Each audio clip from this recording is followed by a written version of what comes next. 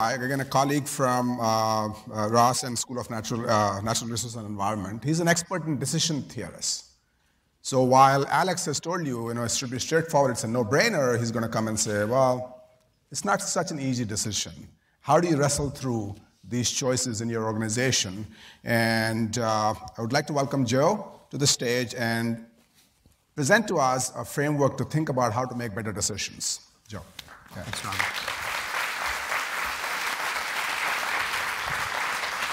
Thanks, everybody. Can you hear me okay? I'm a nervous public speaker, so I hope this is going to go okay. The first thing I want to do is thank you for taking the time to spend with me. I've been tweeting, so I'm going to take your picture so you can see what you look like from around. So yeah, wave. Hi, everybody. Okay. Let's see, did that work? Sorry, bear with me. It's not. Oh, there we go. Done. Okay.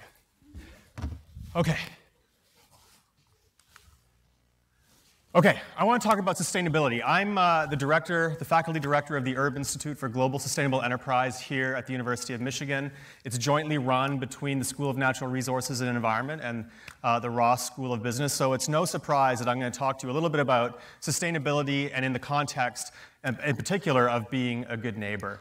And what I want to start with is that when I was a student, an undergraduate student, almost 25 years ago now, I can't quite believe it, since then, sustainability has really come of age. As Alex just said, when I started out, sustainability in the environment was about kind of like being a revolutionary tree hugger. I grew up in the Pacific Northwest, spotted owls, Vancouver, salmon. So it was all about protecting the environment. Shortly after becoming an undergraduate, the Brundtland Commission report came out and talked about sustainability from the standpoint of preserving resources for future generations.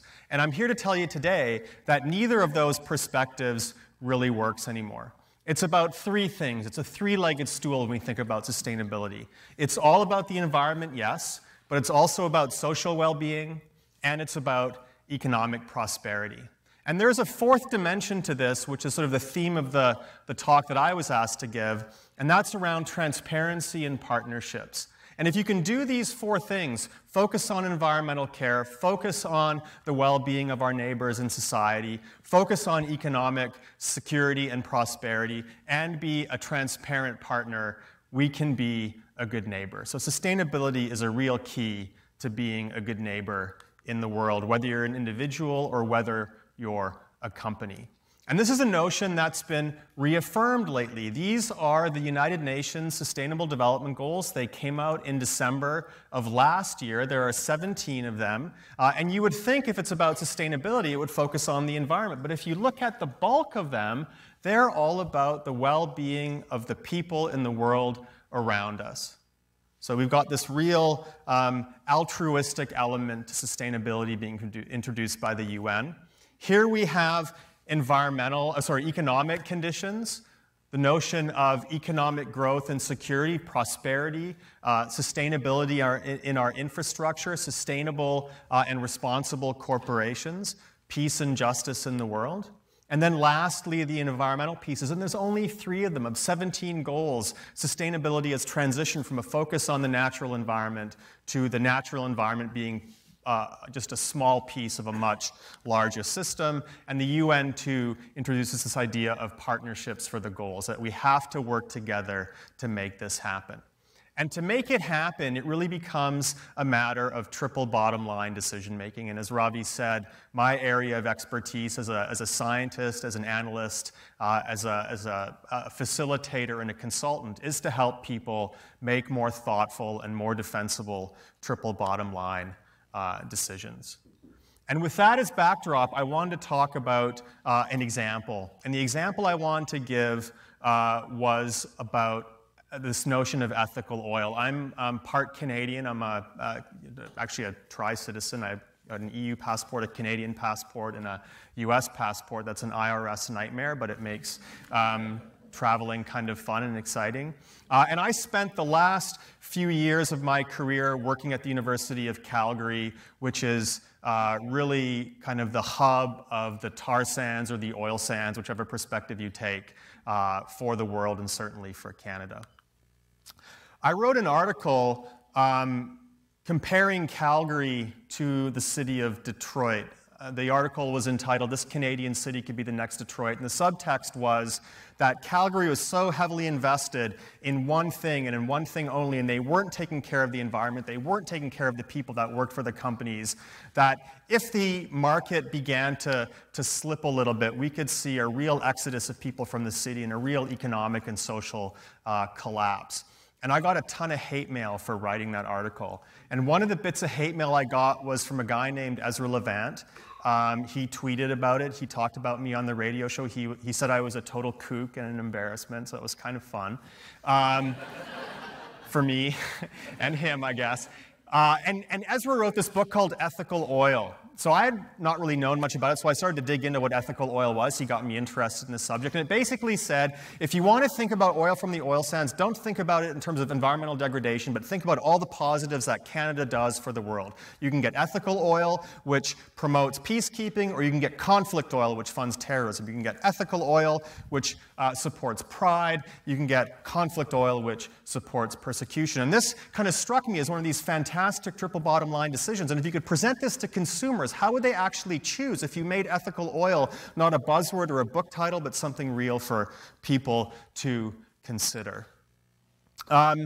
This was right around the time that Ezra was writing mean things about me on Twitter and saying bad things about me on his radio show. And I was sitting in a bar. I do most of my good work in bars, to Vic's point about allowing ourselves to drink at the end of the day. I allow myself to drink at the beginning of the day. In fact, I had a drink before I came. And there's a fantastic bar in Calgary called the National Beer Hall, where they present to you beer on a menu like this. They tell you where in the world the beer comes from, how much it costs, what kind of water was used, what kind of hops were used. It's a fantastic way to buy beer at any hour of the day. And then I began to think, as I was sitting there with my beer in my hand, what if you could buy gas like that? What if your petrol could be purchased like coffee at Starbucks or like beer at the National Beer Hall? And you could pull up to the tank that made the petrol from the company or the country that you were most interested in supporting. Where would you go with your car? So we began to devise an experiment, which we ran with Canadian consumers to see what exactly they would do. We presented them with the gas pumps, with the flags, and we presented them with a menu, not unlike the menu you would get at the National Beer Hall, that talked about how much the gas would cost per liter or per gallon. And then we'd give them a whole bunch of letter grades or numeric grades. We did the experiment a couple of different ways that articulated how the different countries are performing with respect to the variety of considerations that we would account for as being sustainable: environmental care, economic care, social well-being. And all of this information, believe it or not, is publicly available from the State Department, so it's really easy to figure out how these countries are performing. And we presented this to people, and here's what we found. This was done with Canadians, because Canadians we figured would be the most nationalistic about their petrol, so why not start with them? And true to form, Canadians chose to buy their petrol first and foremost from Canadian producers. Makes sense. So they review the menu, and then they're asked to pull their car up to the pump, the proverbial pump that they prefer. America doesn't do too bad. We come in second. Saudi Arabia comes in third, noted for its conflict oil, according to the ethical oil folks. Nigeria fourth, and Venezuela, also an operator of tar sands operations, comes in fifth. And then we did something else. We stopped them at this point and said, let's go back to that menu and let's spend a little bit of time thinking about how important those different dimensions are to us. Really, let's dig into what a triple bottom line decision really ought to look like in this context or another context. Let's figure out how you would value and weight those different elements, and then let's plug those weights into a formula. We do math and science sometimes. I can do it occasionally. Let's plug those numbers into a formula and preference order actually changes, and it does. It changes big time. So Canadians suddenly, when they think about what they value in the world, what it means to be a good neighbor from a sustainability standpoint, do not like their petrol anymore. American petrol comes out first, Saudi Arabian second, Venezuelan third, Nigerian fourth. Canada falls all the way to fifth. We did a blind taste test of petrol. Canada starts out in position 5 when they don't know what the petrol is doing when it's being pulled out of the ground and being used. So we are capable of thinking about what matters to us and incorporating that into our decision making, but we don't do it instinctively. It's something that we need help with. So We looked at a whole bunch of decisions. We thought, well, this was kind of fun. Let's look beyond petrol. We looked at mobile phone purchases. We looked at automobile purchases, real estate purchases, the restaurants we would choose to go to after a fantastic day of conferencing today. We looked at how people pick their investment portfolios. We looked at an energy transition case. We looked at how people make decisions about public health, to the examples that Vic was talking about this morning. We looked at national security, natural hazard management, climate change mitigation. And what we found was that in no decision context did people make decisions that aligned with more than 50% of their values, the things that were on the table, the things they cared about. Half of them were being incorporated in the decisions that they were making. The other half were not. These were instinctive decisions. So talk about sort of flourishing and making ourselves better. If we could just do a slightly better job of decision-making, of really accounting for the things that we care about, just imagine the growth we could have as individuals, as groups, as corporations. Going from just 50 to 70% could change the world as we know it. We are not, when it comes to the decisions we make and the preferences we order, we are not archaeologists. We do not have a master list of preferences and decisions buried down in our core that when we see a decision context, we can reach down there and uncover it like some relic and present it as fact. Those preferences for most of the decisions we make simply do not exist. We construct them on the fly as adaptive decision makers in response to contextual cues and clues that the decision-making environment provides to us. We are not archaeologists, we are architects.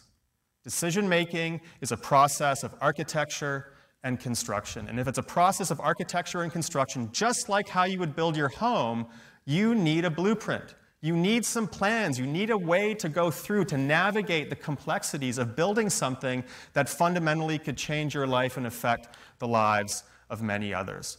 So one of the things that I teach and one of the things that I work on as an analyst is how can we actually operationalize a blueprint for decision-making, whether it's for an individual. I got to do this with my mom and dad when they retired. We sat around the kitchen table and walked through a blueprint of their retirement plan. I've done it for major corporations, sitting down with C-suite members to figure out how to structure an energy strategy in a multi-billion-dollar enterprise with tons of infrastructure all over the planet. And it comes down to these 6 steps. First, let's do some diagnostics. What's the decision that we need to make? When we make those kinds of decisions instinctively, what do we do wrong and what do we do well? Let's think about how we're going to correct what doesn't work and how we're going to reinforce what does. Let's understand our opportunity space. What are the constraints we're working under? Who's a stakeholder legitimately in this decision? Let's talk about our objectives and our metrics. What do we want to achieve with the decision that we're trying to make, and how are we going to measure success? So little time is spent on actually looking at a decision and asking ourselves, what is it that we're going to achieve with this, or that we hope to achieve with it, and how would we actually measure that? It's one thing to say, I want to have environmental protection, but I bet you if I asked you all in the room how to measure environmental protection, I'd get at least 25, 30, maybe 50 different answers. So let's spend some time talking about that. Let's then look at the alternatives we can choose from, and let's be creative in that process. Let's not look for the obvious, but let's broaden our horizons. Let's lift our gaze and think as creatively as we can. Let's figure out how those alternatives perform according to what we care about, and then let's roll up our sleeves and make some trade-offs. Let's get into that process of weighing the benefits, the pros and the cons, the risks of this course of action as compared to that course of action as it relates to things that really matter to us. And then finally, let's not treat decision-making as an answer to a question. So often, we make a decision and think that we've done something that we can walk away from, never to have to see it again. Decisions aren't answers to questions. Decisions are questions. We ask ourselves what we want to achieve. We try something. We should watch it. We should learn from it. And when we like how it's going, we should stick with it. And when we don't, we should adapt. That applies to all the decisions we make in life. We have the opportunity to learn and to grow. So I was going to kind of hammer this home by giving you an example of a case I worked with worked on for a large utility around energy strategies and the decommissioning of coal-fired power plants. I was going to talk to you about all the work that PhD students and postdocs did in the field to interview people about what they cared about. I was going to talk to you about a software app that was developed that people could log into and register preferences in a highly constructive fashion where they were sensitive to trade-offs and what those trade-offs would mean in terms of deployment. And I'm not going to talk about any of this stuff because it's not as fun nor as impactful as the example I really want to talk to you about. Incidentally, if you come to the workshop I'll do this afternoon, I'll talk about this, so you won't miss out. I want to talk to you about work we did in Tanzania in 2010. In the little flyer that introduced my talk, it said I would take you on a global journey, so I'm taking you to Africa. Just close your eyes and imagine we're flying to Tanzania. I did some work there for a philanthropist. I can't name the philanthropist. They asked not to be named, but they came to us and said, we want to do something that alleviates or eliminates poverty in Africa. What can you do for us? And we quickly began to zero in on the idea of not maybe poverty per se, but health and well-being focused on water. So we went to all kinds of villages around the country, talking to people about what it meant to have clean and safe water and how they would go about doing it. One of the villages we worked in is the example I'll present. In this particular village, about 3.5 hours from Arusha, where there are no roads, where we went by truck through kind of the Serengeti, not really knowing where we were, people saying you turn right at that tree and then you make a left at the ditch. It was really quite kind of cool and scary. We saw a black mamba. These things stand up, and it's a snake that stands and runs and very dangerous. Anyway, when you go to this community, you can walk from the village 8 miles to this gentleman's well and pump. And you can get your water, relatively clean water, from this very kind man. 8 miles. Imagine walking 8 miles to get your water. Or you could do what this young boy is doing. This young boy is going to something that's about 450 meters from the village, a place called the Dip. You can actually see him dipping his cup into the dip to get some water. If you look really closely, you can see kind of this oily film in the dip because at night, wildlife bathe in the dip. During the day, people do their laundry in the dip, and you can see the laundry hanging here. And this boy is going to dip that cup in the water, and he's going to drink from it. This is the trade-off. Where do you go? Do you go 8 miles to get relatively clean water, or 450 meters and get this water? Who gets the water? Women and girls. Typically, girls under the age of 13 get the water. They pack it either in their arms, on their heads, or on pack animals like these mules. And we started to think, what could we do to actually involve people in a decision about sanitation in this area? Recognizing that the dip is convenient, is there something that we could do with the help of philanthropists to give them to make the water clean? So we had to first understand what our opportunity space was. Decisions about water are made by women, so don't talk to men in these villages. Talk to women. That's where we started. Let's start having conversations with the women, the people in these places that are going to make the final call on the water. Let's look at the alternatives, and let's be as creative as we can about the alternatives. There's a lot of ways to treat water in East Africa. Some of them are really popular, or at least we're led to believe that they're really popular because they're technologically advanced or because they're made locally. But the question is, from the standpoint of a local person dealing with unsanitary water, is it local? Is it something that we made? Is it something that's technical? Does it work and does it align with my values? So we thought very creatively about the different things that people could use. Then the next question was, when you make a decision about water, what is it that you care about? And this was a really interesting conversation to have with people speaking Swahili or tribal languages in East Africa and a bunch of English-speaking scientists. Luckily, Christy Post, one of my master's students, learned Swahili in time for this. But we got this great idea. Let's not have a conversation in words. Let's have a conversation in pictures. And these are the pictures that reflect what people care about. The paintbrush is the water that is the right color. It can't be too clear, it can't be too murky. The people, that's safe and healthy water, water that makes my family safe and healthy. The flower is water that smells right. The candy, the piece of candy on the far right at the top, is water that tastes right. The cool thing about water in East Africa is it can't taste like the water out of a tap in Ann Arbor. It's got to have that Cabernet Franc kind of feel to it. It's got to have a bit of color, it's got to have a bit of texture, and it's got to have a bit of aroma. If it doesn't, The feedback we get is that it tastes like medicine and people won't drink it. Well, right away, that's going to rule out a lot of water treatment systems that philanthropists might instinctively think are the right ones. Incidentally, it's got to be easy to use. That's the pot. It's got to take not a lot of time to make the water. That's the watch. You got to be able to make a lot of it with whatever treatment system you deploy. That's the bucket.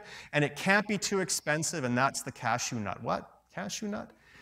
These people harvest cashew nuts, take them to market in Arusha, and trade the cashew nuts for stuff, including water treatment systems. So the way you have a conversation about, is this going to be priced right, or is it going to be affordable, is how many cashew nuts do you have to trade or harvest to get your water treatment system. We have to make sure that it works. We have to look at whatever alternatives we're looking at actually work. So it's not just a matter of the objectives of people, but there's also a health and safety objective. And then people have to evaluate the different systems. They have to use them, they have to try them, they have to compare them, they have to compare how easy they are to use, how quickly they work, how the water tastes, how the water looks, and so on. This is not typically how philanthropic or aid activity unfolds in developing countries. Usually it's people coming in with the answer to a question, and that's the end of it. And I'm not saying that it always happens that way, but it happens that way too frequently. And then it became a conversation about, based on our own records, let's look at how things are working, let's score the different methodologies that people could choose from, and let's have a serious conversation about trade-offs. And one of the things you'll see, we just color-coded these. A green number 1 meant it was really good. An orange number 2 or 3 meant that it was, it might be okay. And then a red number 3 or a red number 4 meant it was pretty lousy. These were people's ratings on the ground. And you can see that boiling has some green, it's got some red. WaterGuard, one of the technologies, is just a chlorine that you put in water and stir it around, then strain dirty water through a piece of cheesecloth or t-shirt to get it relatively clear. Mostly orange, kind of satisfactory. And this fantastic thing called the Pure Sachet that you would think instinctively ought to be the one that people would deploy, because there's some green, there's some orange, and there's not a lot of red there. The Pure Sachet is a really cool product. It's given out by FEMA in times of natural disaster here in the US. It's a little powder. It's got chlorine in the powder and iron sulfate in the powder. When you pour it in brown water and stir it around for 15 minutes, the iron sulfate captures the particulates in the water until they have enough mass that they settle to the bottom. So then when you filter the water out, you've got chlorine-treated sanitary water and clear water, because all the particulates have basically settled to the bottom as a result of gravity. When you drink that water, it tastes a lot like tap water. It's crystal clear, and it's got a bit of a chlorine taste to it. Now think about this for a second. The water went from dip water, which was brown, about the color of chocolate milk, to clear. And we're working in East Africa with people who aren't white like me. When they see this happening, this now begins to pose a risk. So no matter what you tell them about, this is going to work great, this is what you should use, suddenly there's this social stigma attached to using this technology because people are fearful of what it's going to do to them when they drink it. If it changes the water, what's it going to do to me? And the word they used to describe it was witchcraft. It looks like witchcraft. So you can't use it. Incidentally, this is the technology that the philanthropist wanted us to give out at the beginning. Go to East Africa, take our money, buy lots of water, lots of pure sanitation systems, and hand them out. Had we done that, not only would we have wasted the philanthropist's money, but we wouldn't have made any impact whatsoever in the community.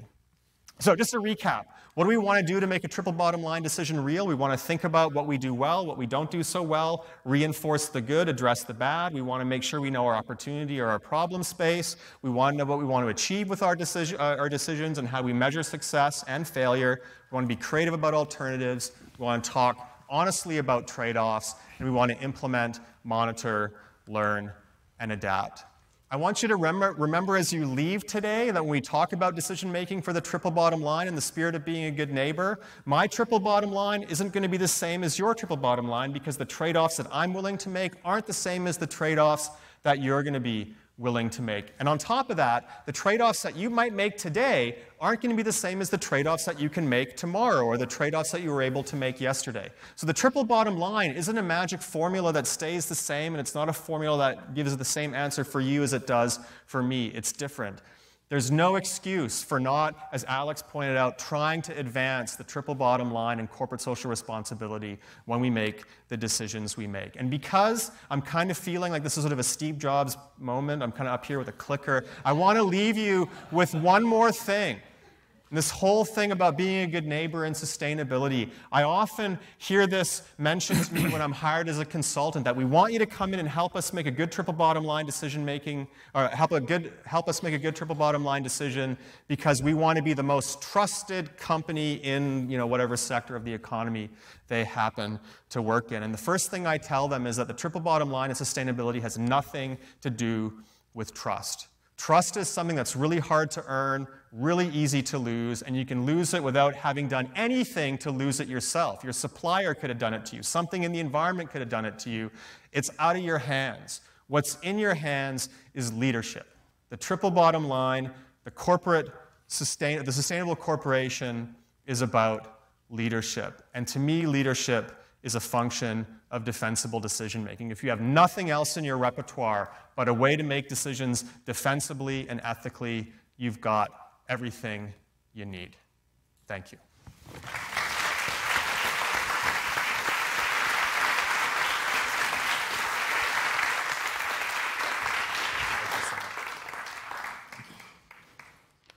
Thank you, Joe. Wow, so much to take in today. So as I reflect over the morning, it's like you go from purpose in life to flourishing, to a bottom line, to a triple bottom line, to we're not so good at making decisions, which gets us back to a purpose in life. So as you kind of ponder this across the break, we're going to go for a break in a moment and have some lunch. Think about that. Think about your organization, your purpose in life, your organization's purpose in life. Think about how is it you make decisions. I was blown away that we're 50%, less than 50%. Like, whoa, that is like kind of troubling nearly. So Great, yeah, so I hope you have sufficient food for thought, but I think we need to give you some real food as well. So in a minute, we'll break for lunch. But after lunch, you don't come back here. If you look into your schedule, we have assembled, several of our faculty, a total of 16 over today and tomorrow, who have graciously volunteered their time to give a 90-minute workshop. And today, after lunch at about 1 p.m., there will be several of those workshops, interactive workshops. I know as you registered, you must have signed up for a workshop. It should be reflected in your name badge. If you haven't signed up, please go see the front desk, and they'll guide you to the workshop at the welcome table.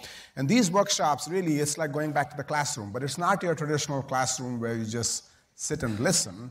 I encourage you to challenge our faculty, and believe me, we get challenged every day when we go to the classroom. So you're not going to offend anybody by challenging the faculty in the classroom. So try out some of the new ideas, ask them questions, and hopefully you walk away with some tools to move in the positive direction based on some of the thoughts and ideas that was outlined in the morning session. With that, maybe you can walk the people through some logistics. All right, so I'm the accountant. I get the logistics. So we're going to break for lunch now. Your workshops will begin at 1, as Ravi said. 1, yeah. As Ravi said, you should basically know already where it is. If not, touch base with the people at the front. We'll be back here. There'll be a refreshment break, and then we would like everyone back in here at 3 o'clock to start again. When you're out on your lunch, we encourage you to go visit the various Ross institutes and centers that they're just outside here if you want to go talk to them. They spend a lot of time thinking about how to bridge academic thought into practice, so go spend some time with those. And keep in mind our ambassadors. We have some of our ambassadors here. If you can stand up and wave at these people, there actually is about 10,000 of them back there. Nobody can see, but they are more than welcome to answer any questions. They're here to help. Don't forget your sugar cubes. So if you meet someone, you find something informative, write something down. In the lower level of the Winter Garden, please go visit during lunch. There's some positive business project finalist videos that you're going to hear more about this afternoon, I believe. Mm-hmm. And outside, we also have a bookstore where you're all going to buy 300 copies each of Vic's book. Was it 300 or 350, Vic? Anyway, we will look forward to seeing you back here, Ravi and I, at 3 o'clock. And in the meantime, enjoy your sessions and your lunch. Thank you.